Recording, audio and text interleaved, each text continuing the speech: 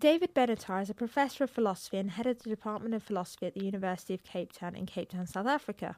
He's best known for his advocacy of antinatalism in his book Better Never to Have Been, The Harm of Coming into Existence. What is antinatalism and how did you arrive at this position? Well, antinatalism can be understood in a variety of different ways, but broadly speaking, it's an opposition to bringing new beings into existence. That would apply to humans, but it would also apply to animals by breeding them, for example. How I came to this position? Well, the world seems an ugly place and life seems pretty hard, and so I don't know why we would inflict more of that on others. You know the history of the term at all? It's an interesting question. I'm not sure whether I coined the term or whether I came across it before, so I'm really not sure of that. But you eventually came to write your own book on the topic. Better Never to Have Been. Yes. That's correct. I wrote an earlier article on it and then developed the ideas in much more detail in that book, which was first published in 2006. So human societies could be said to be hugely pro-natalist, and there's such some question whether you are serious or just having fun with a ludicrous concept, as with the voluntary human extinction movement. Are you sincere on this issue? I am sincere. I am entirely serious about it. I think you're correct that many societies are pro-natalist, although there are some that are anti-natalist in a moderate sense. So there have been some societies, like China, for example, that have tried to curtail the human population growth. So they don't adopt the radical view that I'd adopt, that all procreation is wrong, but they've certainly attempted to restrict procreation, and in that sense they've been somewhat anti-natalist. The television drama True Detective's first season is said to have been influenced by your work. How did you feel about the way they broached the topic? Well, I actually was asked to write a little article about that recently, which appears on a website called The Critique. And I noted there that the one character, Russ Cole, is an anti-natalist, but he's a variety of other things as well.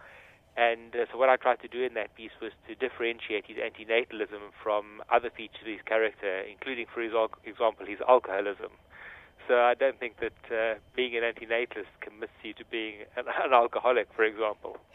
So in this episode, our two other guests are Mistro and Jan, and they've also expressed their antinatalism and as well as veganism through the mediums of music and fictional novels respectively.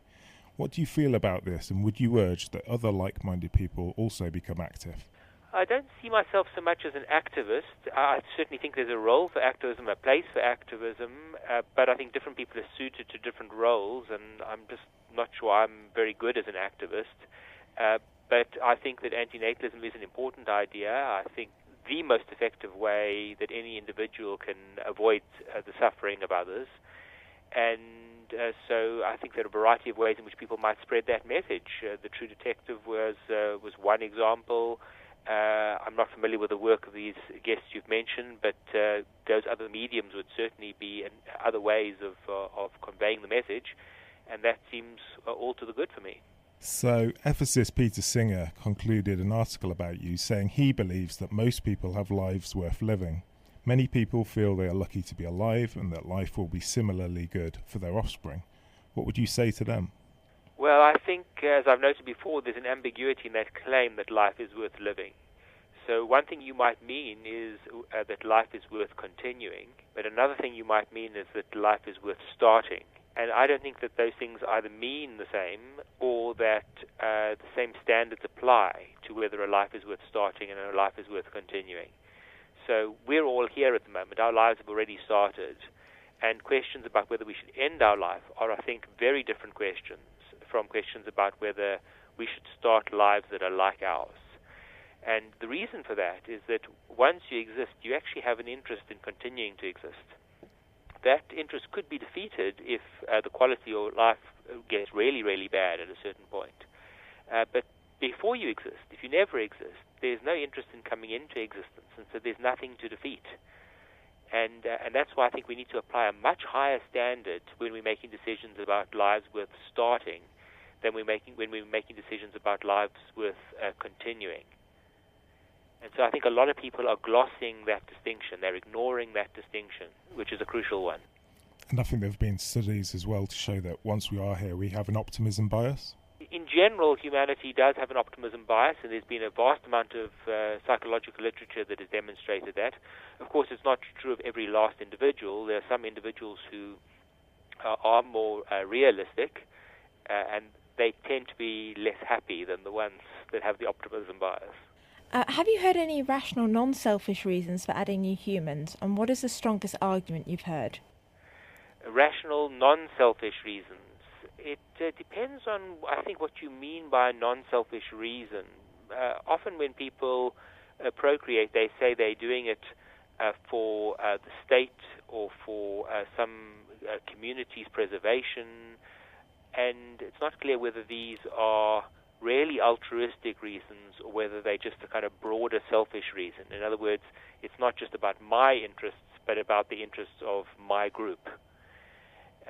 So I think you could construe those in different ways. I don't think that breeding in order to continue a community is a good enough reason either. I mean, I certainly understand the desire that people have for their communities to endure through time, for there to be new generations practicing communal practices and continuing communal ways of life. But I'm really not convinced that those would outweigh the immense suffering of the people who are brought into existence. I certainly don't think that we can be non-altruistic in terms of bringing somebody else into existence. In other words, I don't think that we benefit the person who we bring into existence. I think that person is always, in fact, harmed. So have you encountered any arguments that you believe to be quite strong or that stumped you temporarily? There have been a range of arguments. They tend to have, the better ones, let's put it this way, tend to try to justify some kind of optimism. And I think they are serious arguments. It's not like they've worried me in the sense that caused me to doubt the anti-natalist position, but they've certainly required careful counter-argument. And I think that's a pleasing development because the initial responses to the book were very dismissive, very perfunctory, very unfair, and there are still many of those sorts of responses, ones that are ad hominem, they attack the author rather than the arguments. And so when one does get serious arguments that try to engage one, I think that's a good thing, and where I can, I've tried to respond. The volume, of course, is too much now. I just can't reply to everybody, but I'm trying where I can to reply to the argument. So what of the retort suggesting that anti-natalists should walk the talk and kill themselves? Well, either they haven't read what I originally said, or they need to come up with an argument for why antinatalism does commit you to suicide, because I've specifically argued that antinatalism does not commit you to suicide. Certainly not immediately. I think that life can get so bad that it may be rational to take your own life. But because that time might come in your life, doesn't mean to say that you ought to take your life now. It might be rational instead to wait until the quality of life has deteriorated to that point. But if you're thinking about whether you should start a life, you need to recognize that that life will include, very likely include, periods of that terrible suffering, and will then pose that person with a very serious dilemma about whether to continue to live or whether to take their own life. And that in itself, I think, is a very unfair thing to inflict on other people. You're listening to The Species Barrier on 107.3 Siren FM. Given our disproportionate impacts on the planet and other animals, do you believe misanthropy to be a rational position? Well, I have recently defended misanthropy as one possible basis for antinatalism. In that earlier book that you mentioned, Better Never to Have Been, the arguments were all of what I call a philanthropic kind. So they were all based out of concern for the human beings that are brought into existence. But I've subsequently argued that there are also very good misanthropic arguments against bringing people into existence. And that is because, first of all, of the damage that humans do to one another, but also because of the damage that they do to other sentient beings on the planet. And I don't think that philanthropy and misanthropy in these senses are incompatible. And I do say something about why I think that's the case. I think that you can both be concerned about human beings as victims and also recognize them as perpetrators of injustices and other evils on one another and on other beings. So almost reclaiming the word misanthropy as something other than a pejorative and a slur, that it can be a rational position to hold. Yes, indeed. So, I think there can be misguided forms of misanthropy. So let's imagine somebody were universally misanthropic and they loathed every last human they encountered, and there was no nuance in their position. They couldn't differentiate between milder forms of human weakness and more severe forms of human evil. Then that would be a form of misanthropy that I would not defend. But I do think that humans are a destructive species, and we need to recognize that. We need to be a bit more humble about that. Even when we try to minimize the impact, the negative impact that we have on the world, it's very hard for us to get it to zero. You took place in the South African TED Talk event, Should Meat Be Off the Menu? What are your thoughts on humans breeding sentient animals into existence in order to exploit and kill them? I think it's an absurd and evil idea. I don't know how anybody could justify bringing a sentient being into existence in order to inflict suffering on it and then to take its life so that you could derive pleasure from eating its flesh. I've heard lots of arguments, as I'm sure you have, for why this is acceptable, but it just seems to me to be a patently evil idea. So you're a vegan, are you? I am. People often want to ask, do you live by these principles? And imagine I didn't. I think the arguments would stand by themselves, but I am in fact a vegan. So what are your thoughts on veganism and how we generally impact other animals? Well, there are a host of negative ways in which we impact on other animals. They're obviously via the food industry, where we are producing, sometimes reproducing, breeding these animals, and then treating them badly, and then killing them. Even if we look at the fish in the ocean, which are harvested, we haven't bred those, but we inflict immense suffering on them. There's immense suffering in the research industry.